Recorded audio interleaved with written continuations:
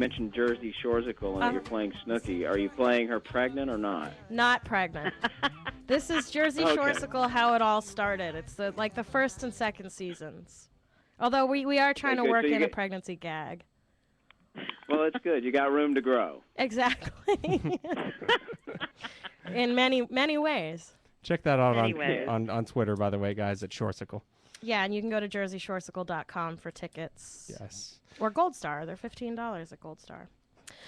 So, Roberta and Ned, we have a ton of questions, so I guess we should just hop on in, yeah? Yeah. First of all, is there anything you guys want to say to start off to clue people in who haven't been following this news story? Oh, well, I'm sure Ned and I both think, has there been any other news?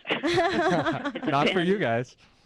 Not for us. It's been a really intense couple of years, actually, leading up to this. But, we had an overwhelming vote. Ned has the numbers in front of him. I don't have the exact numbers, but the turnout was huge across the country and very solidly in favor of this merger. And now we have created the largest entertainment union in this country, and we are really, really excited about it.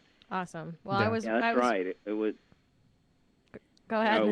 We've been working at this at this specific effort for a couple of years, and frankly, the drive to bring this about has been being pressed pretty hard for about 4 years. We had to turn over the elected leadership in Screen Actors Guild, which was previously there was an anti-merger majority that was in place there, and over successive elections, the members were really responding to pro-merger candidates who ran across the country, and it was very clear in yesterday's vote that that was, in fact, what they wanted all along. It was an overwhelming vote, and since this is a program about Los Angeles artists, I'll tell you one of the things that was very impressive. We had an 86% yes vote across the country from AFTRA and an 82% yes vote from members across the country in SAG. But even here in Hollywood,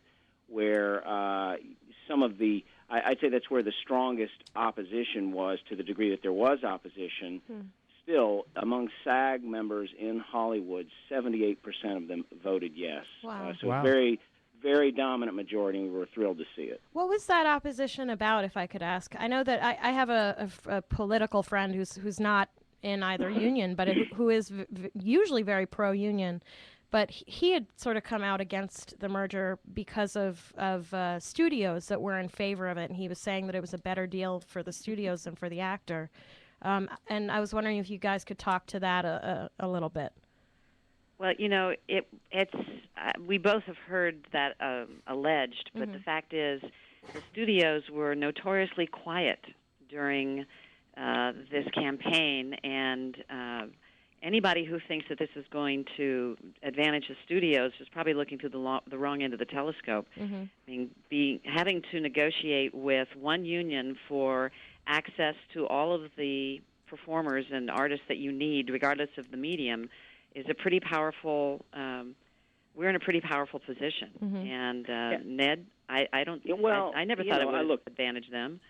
I think the idea that our employers would prefer to deal with one union is just silly on its face, because what you have here now is one union that covers the entire entertainment and media industries in terms of performers. And look, if the employers who, say, produce primetime broadcast scripted television, would they prefer to have a situation where if one union goes on strike, well, they can strike a deal with another union and keep producing their programs? Of course they would. They hate the idea that there is now just one game in town, and that's us. And if we say no, there's nobody there to say yes. We shut down that segment of the industry. Right. They don't like that one little bit, and anybody who tells you otherwise is just talking nonsense.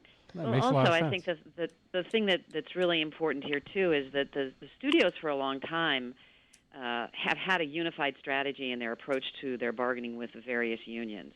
finally, we're going to have a unified strategy across the breadth of the industry. And that is a really powerful statement. So in terms of the practicalities of this for members, I guess a lot of our listeners and viewers are wondering, like, what is the eligibility requirements now? Have they changed? Is it, how much will it cost nowadays? How's that all going to work now? Well, the eligibility has changed for people who were looking to join AFTRA, because AFTRA was an open union. Mm-hmm. We accepted people who wanted to be professionals in the industry.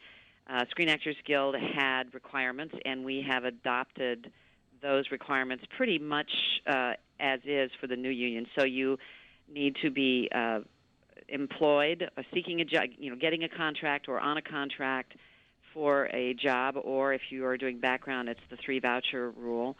And also there's the 4A's rule. If you belong to a sister union and are in good standing and have worked in that union, you can still join SAG-AFTRA, which is a longstanding agreement amongst the entertainment. Is Actors Equity a sister union?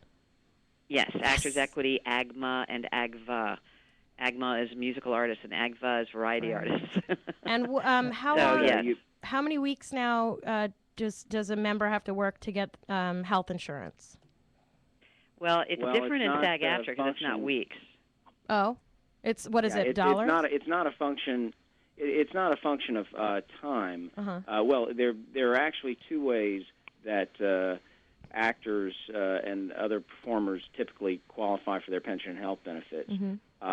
The most commonly utilized is the amount of earnings that you make in a given calendar year, and those earnings all come with an employer contribution to our pension and health plans.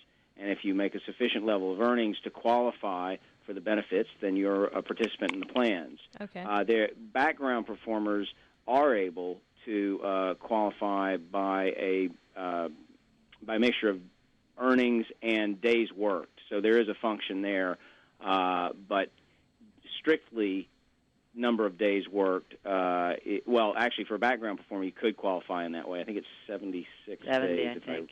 Really? Yeah, if I recall. But and will that be retro dated at all, or is this going forward from today? Well, the SAG pension and health and the AFTRA health and retirement funds are going to remain separate for the time being, because merging the unions does not merge automatically the pension and health and retirement. Okay. That will be up to the trustees of both of those funds.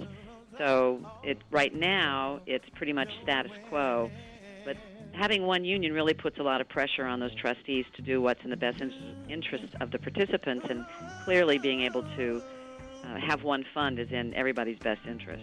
Guys, hang on 1 second. We got to go to Hold commercial. that thought, Nat. We'll be right back with you guys on La La Land with Brett and Daisy right here on CRN Digital Talk.